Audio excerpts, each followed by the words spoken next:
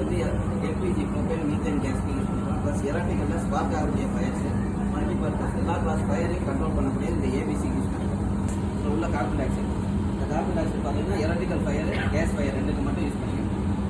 இதை கிளிக் பண்ணி இழுத்தா அது வந்துடும். இழுத்தா வந்து இந்த சைடில் ரிமூவ் ஆகிட்டு இதை ப்ரெஸ் பண்ணால்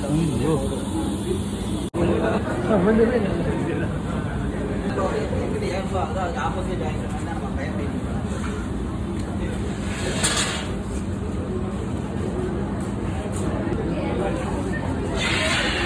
வேஸ்ட் பண்ணிட்டா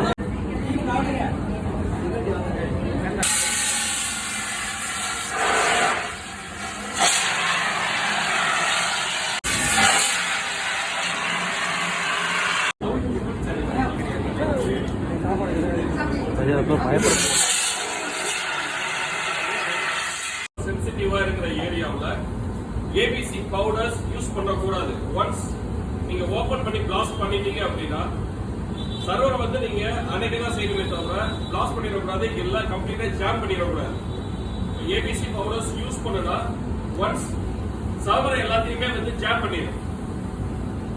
அந்த இடத்துல யூஸ் பண்ண வேண்டியது கார்பன் டை ஆக்சைடு மட்டும் தான்,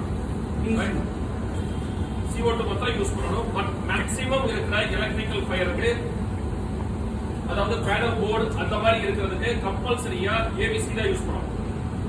அங்க போய் நம்ம வாட்டர் எதையும் யூஸ் பண்ணிடக்கூடாது. வாட்டர் யூஸ் பண்ணீங்கன்னா அடுத்த செகண்ட் என்ன ஆகுதுன்னு உங்களுக்கே தெரியும். ரைட் கண்ட்ரோல் ஆகும். பட் மதர் போர்டில் எல்லாத்துலேயுமே நமக்கு பார்த்தீங்கன்னா பவுடர் போய் செட் ஆகிடும். ஷார்ட் சர்க்யூட் ஆகிற வாய்ப்பு. அதனால் இங்கே இந்த ஏரியாவில் வந்து கார்பன் டை ஆக்சைடு மட்டும் தான் நம்ம யூஸ் பண்ணுறோம். அப்படின்னா அதாவது லேண்ட் சர்ஃபேஸ்ல கீழே இருக்க பயஸ் ஃபார்ம் அந்த மாதிரி இதுல ஆகுது அப்படின்னா கீழே பாத்தீங்கன்னா பக்கெட்ல மண் வச்சிருப்பாங்க. அந்த மண் எடுத்து கொட்டி விடணும். எவ்வளவு தூரத்துல உங்களால எவ்வளவு ஃபோர்ஸா போட முடியுமோ ட்ரை பண்ணுங்க, அவ்வளவுதான். தென் அதே மாதிரி ஃபயர்ல யாருக்காவது ஃபயர் ஆக்சிடென்ட்ல ஃபயர் அந்த மாதிரி ஆயிருச்சு, டக்குனு அவங்களுடைய ட்ரெஸ்ல பிடிச்சிருச்சு அந்த மாதிரினா இமிடியேட்டா தரையில போட்டு உருட்டிடணும். எவ்வளவு சீக்கிரமா உருட்ட முடியுமோ உருட்டி எடுக்கணும். தென் வெட் கிளாத்தோ இல்ல வெட்டா இருக்கிற மாதிரி ஏதோ ஒரு கண்டி பேக்கோ ஏதோ ஒன்று வெட்டா இருக்கிற திக்கான கிளாத்தை